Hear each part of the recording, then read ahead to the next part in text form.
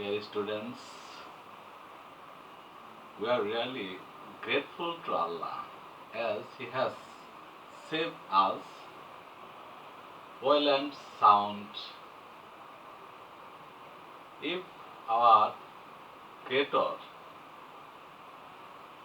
doesn't save us, we can't live still now. Anyway, today I want to teach you voice change part 3.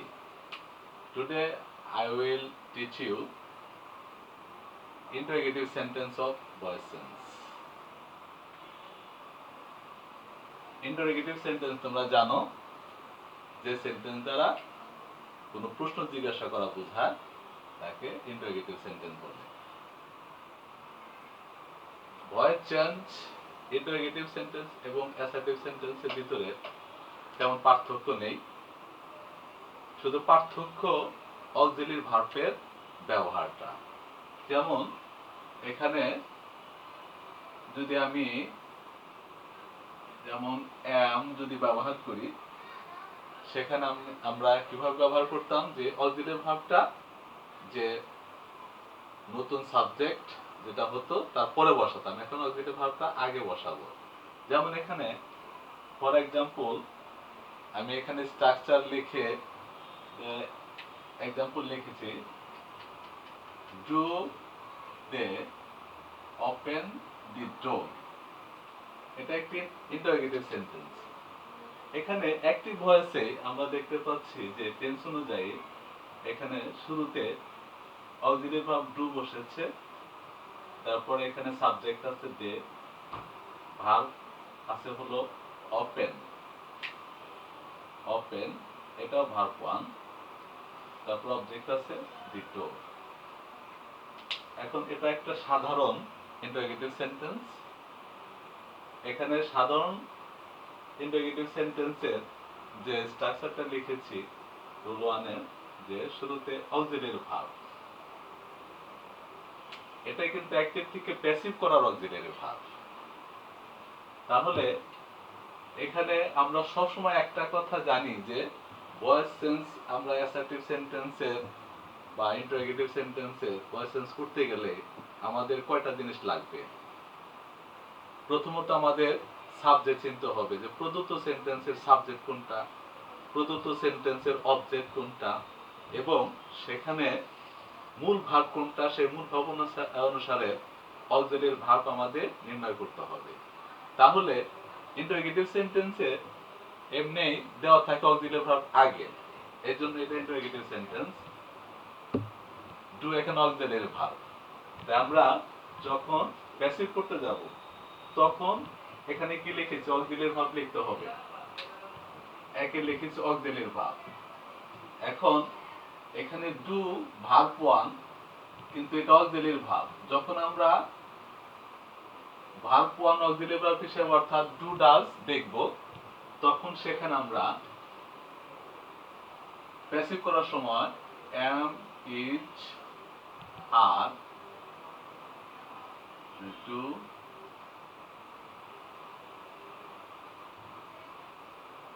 does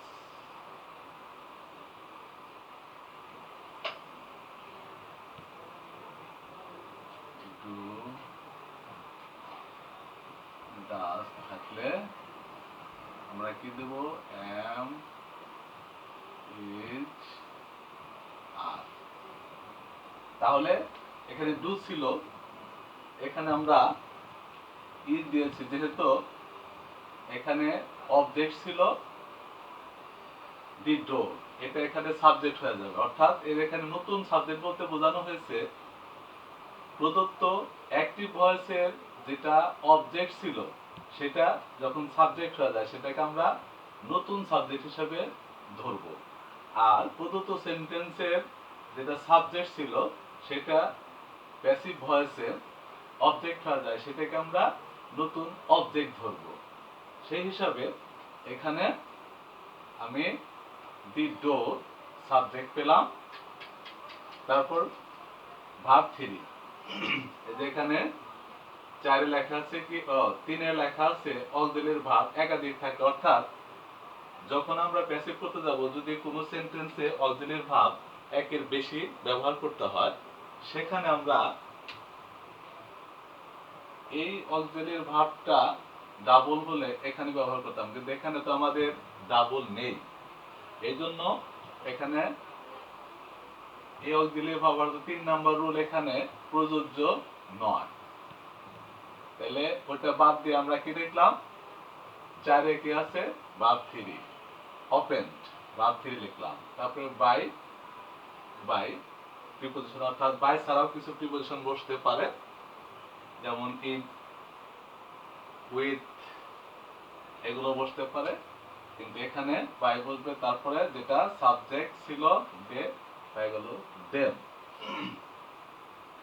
একইভাবে এখন আমি 2 number উদাহরণ দেখাচ্ছি। Has he do,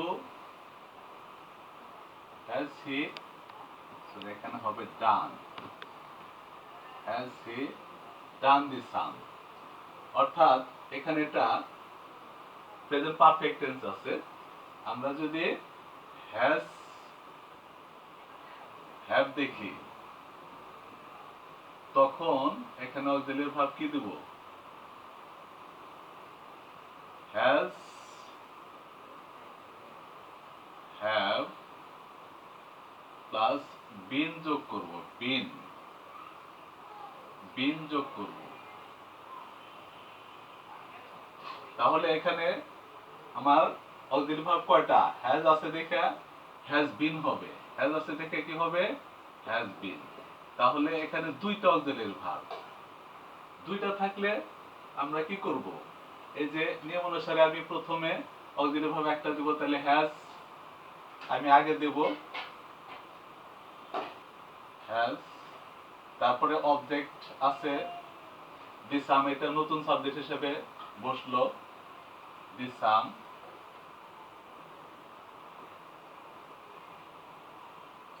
তারপর auxiliary verb একাধিক থাকলে, তাহলে দুইটা আছে, যে বিন রয়ে গেছে, তাহলে এখানে আমি বিন দিয়ে দিলাম,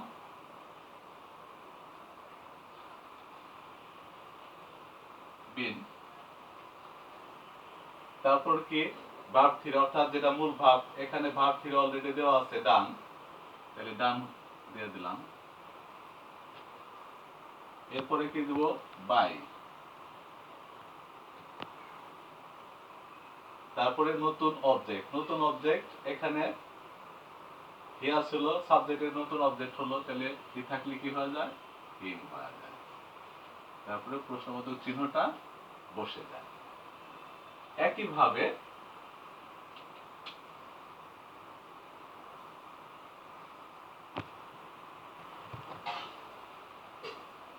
3 নাম্বার, একইভাবে এখানে উইল আছে অক্সিলারি ভার্ব, তো উইল থাকলে, উইল থাকলে হয়ে যাবে উইল বি অক্সিলারি ভার্ব। তাহলে দুইটা হলো এখানেও। তাহলে আমি শুরুতে একটা লিখব, তাহলে এখানে লিখলাম উইল, মি আসলো এখানে অবজেক্ট, নতুন সাবজেক্ট হয়ে গেল, নতুন সাবজেক্ট হয়ে গেল মি, এখন আই হয়ে যাবে উইল আই। তারপরে যে বিটা এখন আমি এখানে নিয়ে আসবো, বি। তারপরে মূল ভার্বের প্রেজেন্ট ফর্ম দেওয়া আছে ফলো, এটা হয়ে যাবে এখন ফলোড, পাস্ট পার্টিসিপল হলো ফলোড। তারপর বাই, তারপর এই যেখানে কামাল ছিল সাবজেক্ট, এটা হয়ে গেল অবজেক্ট বাই করে পড়তে। তাহলে এইভাবে যখন অক্সিলারি ভার্ব ডাবল হবে, তখন একটা নতুন সাবজেক্টের আগে বলবে আর একটা নতুন সাবজেক্টের পরে বলবে, আর সব সময় মূল ভার্বের পাস্ট পার্টিসিপল হবে। যে কোনো টেন্সের হোক, যে কোনো সেন্টেন্সের হোক, যখন প্যাসিভ ভয়েস হবে, মূল ভার্বটা পাস্ট পার্টিসিপল হবে। এরপর আসি নাম্বার 4, আমি একটু মুছে নেই, জায়গা কম বোর্ডে।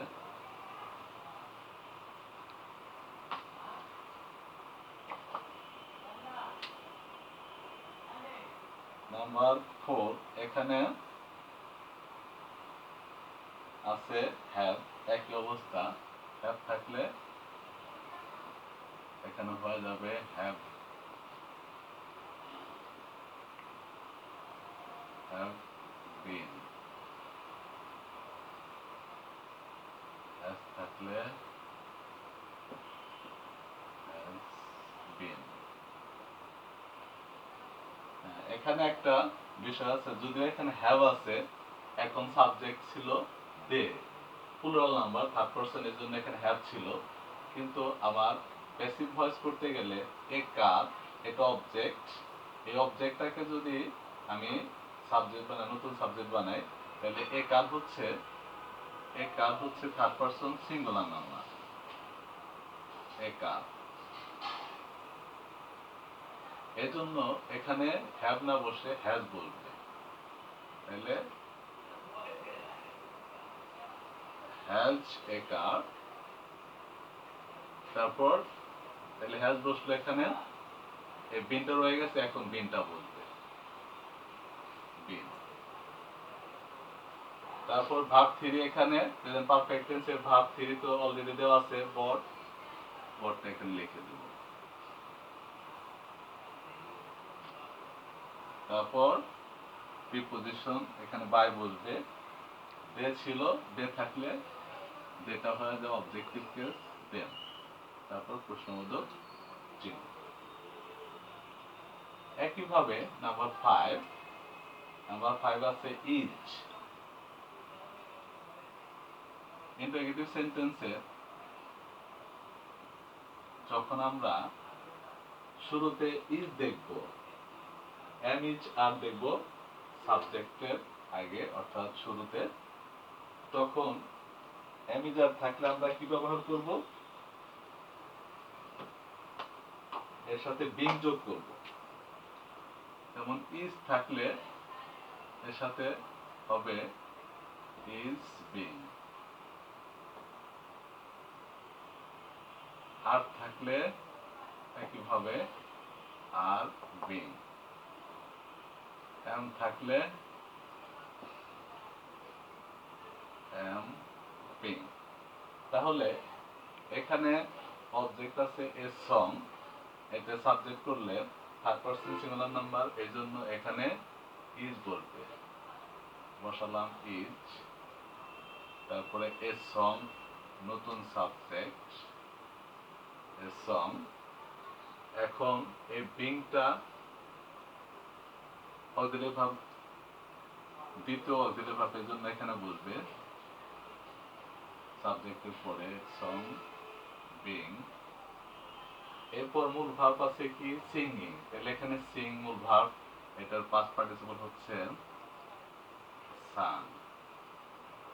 এরপর প্রিপজিশন বলবে বাই, সাবজেক্ট ছিল মিনা, এটা অবজেক্ট হয়ে গেল, এজন্য বাই পরে বসলো। একটা কথা মনে রাখতে হবে যে ভয়েস চেঞ্জ করতে গেলে ইন্টারোগেটিভ সেন্টেন্সের চিহ্ন পরিবর্তন হয় না, প্রত্যেকটা ইন্টারোগেটিভ সেন্টেন্সের প্রশ্নবোধক চিহ্ন শেষে বসে যাবে প্যাসিভ ফর্মে।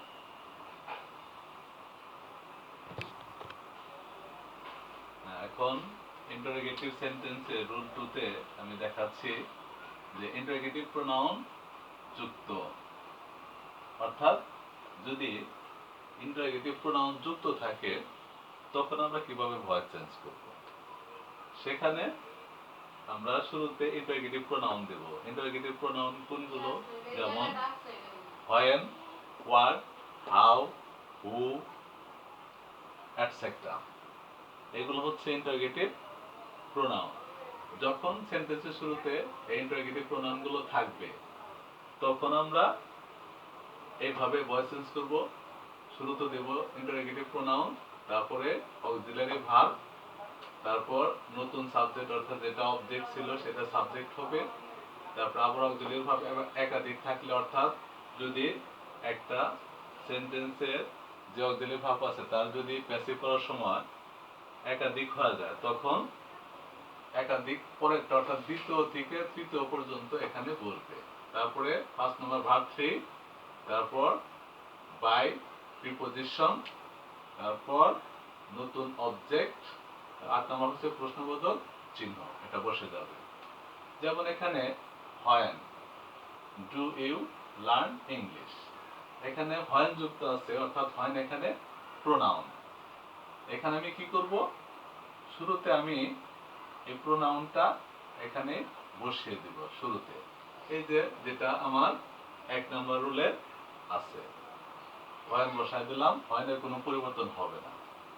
এখন আগের মতোই অক্সিলারি ভার্ব 2 নাম্বার, যেমন এখানে ডু দিয়ে প্রশ্ন করা আছে, ডু দিয়ে থাকলে কি হয়, ডু দিয়া প্রশ্ন করা থাকলে ডু সমান সমান কি লেখা যায়, এম ইজ আর লেখা যায়, এম ইজ আর। তাহলে এই এম ইজ আর লেখা যায়, এখানে তো অবজেক্ট আছে ইংলিশ, তাহলে এখানে কি আনতে হবে, ই জানতে হবে। তাহলে হোয়েন ইজ ইংলিশ, এখন আমি কি আনবো, অক্সিলারি ভার্ব নিলাম, তারপরে কি নতুন সাবজেক্ট নিলাম। এখন 4 নাম্বার অক্সিলারি ভার্ব একাধিক থাকলে, এখানে একাধিক নাই, এটা প্রয়োজন নাই। তারপরে হলো এখন আমরা আনবো হলো 5 নাম্বার ভার্ব 3, অর্থাৎ এই লার্ন এর ভার্ব 3 আনতে হবে, লার্নড। তারপরে কি আনবো, বাই, বাই প্রিপজিশন আনলাম। এরপর আনবো নতুন অবজেক্ট, অর্থাৎ এখানে ইউজ সাবজেক্ট ছিল, এটা এখন হয়ে গেল নতুন অবজেক্ট। এরপর 8 নম্বর কি প্রশ্নবোধক চিহ্ন দেয়া দিলাম। তাহলে এখানে এই নিয়ম অনুসারে আমাদের করতে হবে ইন্টারোগেটিভ প্রোনাউন থাকলে। এখানে নাম্বার 2 উদাহরণ, এখানে কি লিখেছি, how did he catch fish. তাহলে একইভাবে এখানে হাউ ইন্টারোগেটিভ প্রোনাউন, এজন্য আমি কি লিখবো, এখানে হাউই লিখবো, হাউ লিখলাম। তারপরে এখানে ডিড আছে, ডিড থাকলে কি দিতে হয়, অক্সিলারি ভার্ব ডিড থাকলে দিতে হয় ওয়াজ ওয়্যার, ওয়াজ ওয়্যার। তাহলে এখানে আমার অবজেক্ট ফিশ আছে, এটা সাবজেক্ট হচ্ছে নতুন সাবজেক্ট, তাহলে এটা সিঙ্গুলার নাম্বার, এর জন্য হবে ওয়াজ, হোয়েন ওয়াজ ফিশ। এখন আর অক্সিলারি ভার্ব নাই, আমার দেওয়ার দরকার নাই, এখানে মূল ভার্ব ক্যাচ আছে, ক্যাচের পাস্ট পার্টিসিপল হচ্ছে কট, কট। তারপরে কি দিব, প্রিপজিশন বাই। এরপরে এই ইউটা আছে এখানে সাবজেক্ট, এখানে হয়ে যাবে নতুন অবজেক্ট। ওকে, নাম্বার 3, এখানে ওয়াই আছে, ইন্টারোগেটিভ প্রোনাউন, তাহলে আমাকে ওয়াই, এটা অপরিবর্তিত থাকবে, ওয়াই লিখতে হবে। এরপর এখানে হ্যাভ আছে, হ্যাভ থাকলে কি হয়, আমরা জানি হ্যাভ থাকলে হ্যাভ বিন হয় বা হ্যাজ বিন হয় সাবজেক্ট অনুসারে। তাহলে এখানে 2টা অক্সিলারি ভার্ব, তাহলে এখন আই, এটা নতুন সাবজেক্ট হিসেবে আসবে, এজন্য হ্যাভ বসবে আগে, তাহলে ওয়াই হ্যাভ মি হয়ে গেল আই। আচ্ছা, তারপরে এই বিনটা এখন বসবে, বিন। কল্ড ভার্ব 3, এটা অলরেডি দেওয়া আছে, কল্ড এর ভার্ব 3 কল্ড। তারপরে প্রিপজিশন বাই, তারপরে এটা এখন নতুন অবজেক্ট ইউ, ইউ বসে গেল প্রশ্নবোধক চিহ্ন। এখন নাম্বার 4 একটু ব্যতিক্রম আছে, এখানে আছে কি, হোয়াট ডু ইউ ওয়ান্ট, অর্থাৎ এখানে আমার সাবজেক্ট আছে, অ্যাক্টিভ আছে, কিন্তু অবজেক্ট নেই। অবজেক্ট সাধারণত ভার্বের পরে থাকে, তাহলে এখানে অবজেক্ট নেই। তাহলে এখানে কি করব, নিয়ম অনুসারে আমি বসে যাব, শুরুতে ইন্টারোগেটিভ প্রোনাউন বসাবো, হোয়াট দিলাম, হোয়াট। এখন যেহেতু এখানে নতুন সাবজেক্ট নেই, তাহলে এরপর আমার কি ব্যবহার করতে হয়, অক্সিলারি ভার্ব ব্যবহার করতে হয়। তাহলে ডু থাকলে আমি অক্সিলারি ভার্ব কি ব্যবহার করব? এম ইজ আর। তাহলে এখানে আমি ব্যবহার করব ইজ। What is. তারপরে কি ব্যবহার করতে হয়? মূল ভার্বের পাস্ট পার্টিসিপল। তাহলে ওয়ান্টের পাস্ট পার্টিসিপল হচ্ছে ওয়ান্টেড। তারপরে কি? By preposition. এরপরে ইউ সাবজেক্ট ছিল, এটা হয়ে গেল object by you. Okay, number 5। এখানে শুরুতে হোয়েন আছে, ইন্টারোগেটিভ প্রোনাউন, তাহলে হোয়েন বসালাম, হোয়েন। এখানে আমার সাবজেক্টও আছে, অবজেক্টও আছে, তাহলে হ্যাজ থাকলে কি হয়? হ্যাজ বিন হয়। হ্যাজ থাকলে হ্যাজ বিন। হ্যাজ থাকলে কি হয়? Has been. তাহলে দুইটা আছে এখানে। তাহলে এখন আমি যেহেতু শার্ট, হ্যাজটা আগে বসাবো, হ্যাজ। অবজেক্ট এ শার্ট, এটা হয়ে গেল সাবজেক্ট। তারপরে বিন, এরপরে বলবে বিন। মূল ভার্বের পাস্ট পার্টিসিপল বর্ড দেওয়া আছে, এটা বসে যাবে। তারপরে প্রিপোজিশন বলবে বাই। হি সাবজেক্ট ছিল, হি থাকলে কি হয়ে যায়? এটা অবজেক্টিভ কেস হিম হয়ে যায়। শেষ। তাহলে এখন তোমরা স্পষ্ট বুঝতে পারছো যে ইন্টারোগেটিভ প্রোনাউন থাকলে সেই ইন্টারোগেটিভ প্রোনাউনটা অবশ্যই শুরুতে ব্যবহার করতে হয়, আর অন্যান্য নিয়ম ঠিক থাকবে। এখানে শুধু পার্থক্য অ্যাসার্টিভ সেন্টেন্সের সাথে এই যে অক্সিলারি ভার্বগুলো, এটা সাবজেক্টের আগে বসতেছে শুধু। এই যে এটা সাবজেক্ট আসলে, এই সাবজেক্টের আগে বসতেছে। এই শুধু পার্থক্য অ্যাসার্টিভ সেন্টেন্স এবং ইন্টারোগেটিভ সেন্টেন্সের সাথে।